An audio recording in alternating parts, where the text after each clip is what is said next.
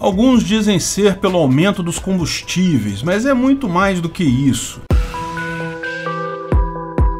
Este é o Visão Libertária, sua fonte de informações descentralizadas e distribuídas. Sim, os últimos protestos eclodiram no Cazaquistão na virada do ano, quando os cazaques perceberam um aumento superior a 40% nos combustíveis em geral e de 100% no gás natural, muito usado lá em veículos e no aquecimento de residências. No inverno, em um país frio, combustível é questão de vida ou morte. Daí a violência dos protestos. Mas se ilude quem pensa que essa foi a única razão para os protestos de lá. O autoritarismo do governo, que literalmente, por lei, proíbe protestos e não aceita oposição, além do alinhamento direto com a Rússia, quase como um cão de guarda do Putin, são os principais motivos da revolta da população. O combustível foi apenas a gota d'água que transbordou o vaso. Vimos algo semelhante aqui no Brasil nos protestos de 2013 contra o absurdo dos governos petistas, que começaram, porém, por uma causa menor, um aumento de 20 centavos na cobrança de passagem.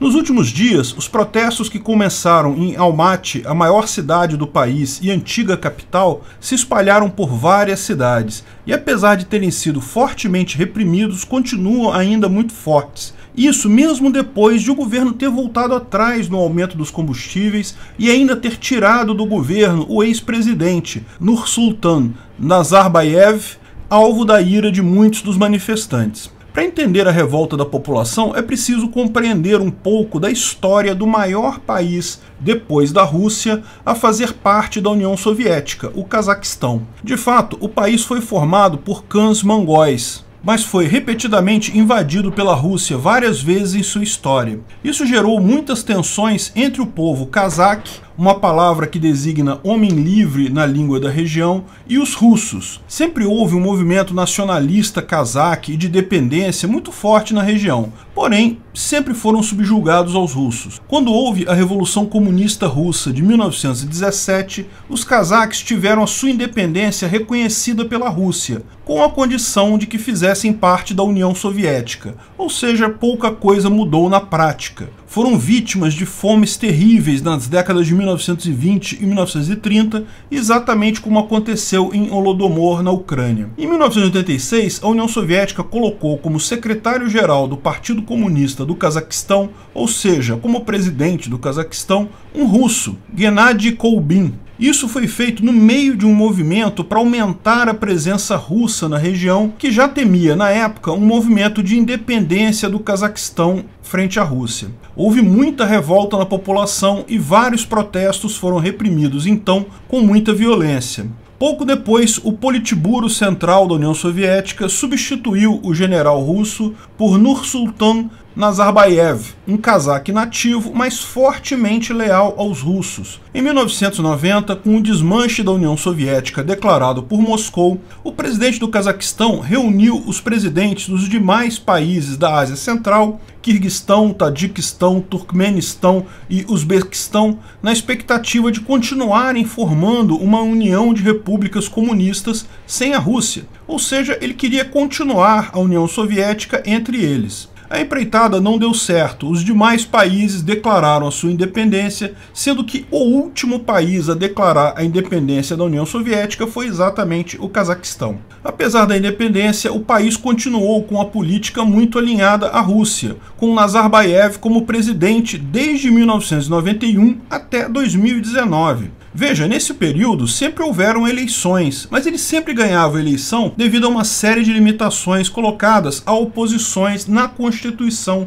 de 1993. Praticamente não se pode criticar o governo por lá. Partidos de oposição precisam ser credenciados pelo governo, ou seja, praticamente só existe um partido. Essas leis continuam em vigor até hoje. De qualquer forma, após o colapso soviético, o Cazaquistão adotou o livre mercado, o que fez bem ao país, que desenvolveu nesse período apesar do governo ditatorial, principalmente com a exploração de petróleos e minerais no país em contratos com empresas americanas. Em escala muito menor, posto que apesar de geograficamente ser gigantesco, o Cazaquistão é muito pouco povoado, ele seguiu a receita da sua vizinha, a China. Muita liberdade econômica, mas zero liberdade política. A capital foi alterada de Almaty, a maior cidade do país, na fronteira sul com o Quirguistão, para o meio do país, em Astana, que depois mudou de nome para Nur-Sultan. Finalmente, em 2019, houve eleições em que Nazarbayev não se candidatou, mas apresentou seu sucessor,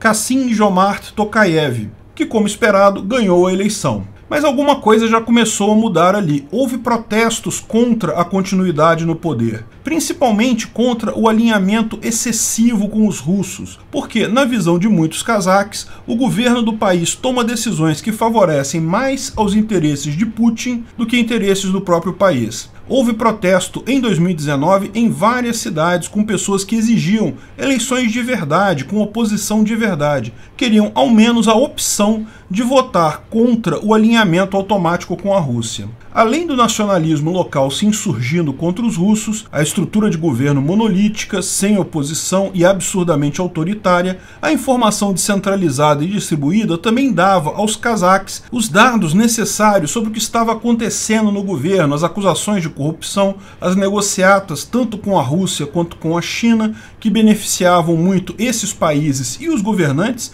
mas nunca o povo cazaque. Kassym-Jomart Tokayev tomou posse em 2019 mesmo e colocou num posto-chave do seu governo o ex-presidente e seu mentor político Nazarbayev. Ou seja, tudo indicava que, apesar da troca de nome e da cara nova do presidente, quem continuava mandando no país era Nazarbayev e, por consequência, Putin. A pandemia de 2020 acabou sendo usada pelo governo para calar os protestos e impedir novas revoltas contra esse arranjo certamente obsceno. Mas a gota d'água foi justamente o aumento dos combustíveis, que foi visto por muitos cazaques como mais um favor do seu governo para a Rússia, visto que o país é um grande produtor de gás e petróleo. A Rússia está, neste momento, em uma guerra não convencional com a Europa, sobre valores de combustível, gás natural e outros recursos energéticos. Mais uma vez, a população se viu vítima de uma decisão tomada pelo governo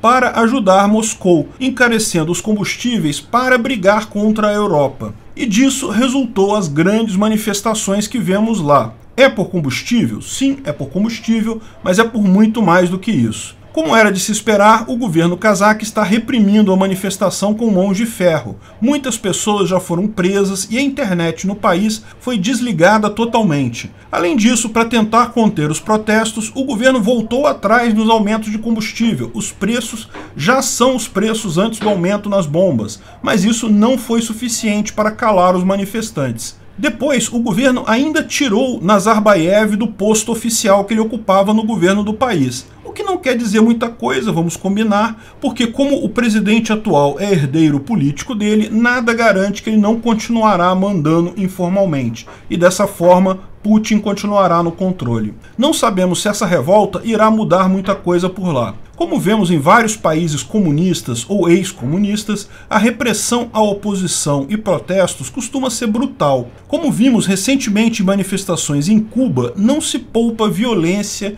em nome de manter as instituições. As tão sagradas instituições comunistas não podem ser criticadas. Mas a revolta, mesmo que não consiga mudar muita coisa, já aponta para o caminho que sempre falo aqui. Por mais que usem a força, cada vez mais os governos terão dificuldades de controlar a informação, controlar críticos e reprimir dissidência. Seja pelo preço do combustível, seja pela traição do próprio povo para ajudar uma causa alheia, seja pela riqueza suntuosa dos parasitas políticos socialistas, seja pelo que for, a informação descentralizada e distribuída na internet tende sempre a diminuir o poder do governo e aumentar a liberdade da população. Pode não ser dessa vez, mas está chegando a hora de mais esse bastião do autoritarismo socialista cair. Todos eles irão cair em breve. Boa sorte ao povo cazaque nessa empreitada, que consigam mudar alguma coisa e que invistam individualmente em redes mesh LoRa. Precisamos cuidar disso aqui no Brasil também.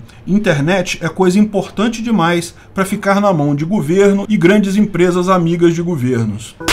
Obrigado por sua audiência. Esse vídeo foi um oferecimento de armataweb.com, cloud e serviços de data center, 100% de compromisso com a satisfação e privacidade dos clientes. Aceitamos Bitcoin, veja o link na descrição do vídeo. Se você gostou desse vídeo, clique no like e compartilhe ele em suas redes sociais. Se inscreva no canal para nos ajudar, clicando no botão vermelho abaixo. Se quiser ser avisado de novos vídeos, clique no sininho ao lado. Se você quiser comprar camisas e outros itens do Visão Libertária, veja nossos itens no site Pimenta no Café, pimentanocafé.com.br/Visão Libertária, tudo junto sem acento, ou clique no link da descrição. Até a próxima!